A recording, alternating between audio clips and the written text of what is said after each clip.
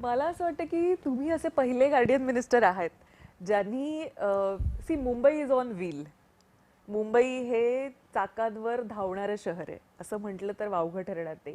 कारण Mumbai is always on wheel. ते रफ्तार जी आहे मुंबईची ती कधीच थांबत नाही. म्हणजे Mumbai is non for its रफ्तार.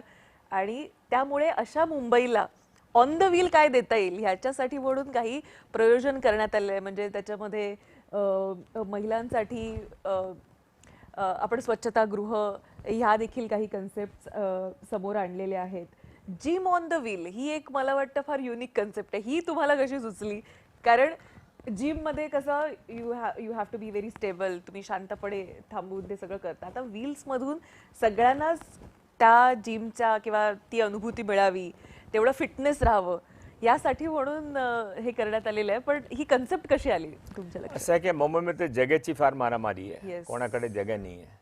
तर आम्ही ते ऑन व्हील जिम सुरू केली. मी पालकमंत्री होतो त्यावेळी. पण ते परमानंट फिरत नाही आहे. तर मी त्यांचे ठिकाणे तय केले या की सकाळी 2 वाजता इथे, नंतर दुपारी इथे. तिथे ते फिक्स झाली तिथे 2 वाजतासाठी. फार चांगला प्रतिसाद आहे. ओव्हर बुकिंग आहे. अच्छा. हां, कोणी एकही दिवस असा नाही की एकही त्यामध्ये दिवस एकही तास त्यांच्या वाया गेला. आणि सेम ते आपलं ते स्वच्छतागृह त्यांच्या पण असा मुलीच्या स्वच्छतागृह पण तयार केला. त्यामध्ये पण फार चांगला प्रतिसाद, मोठी बुकिंग असते.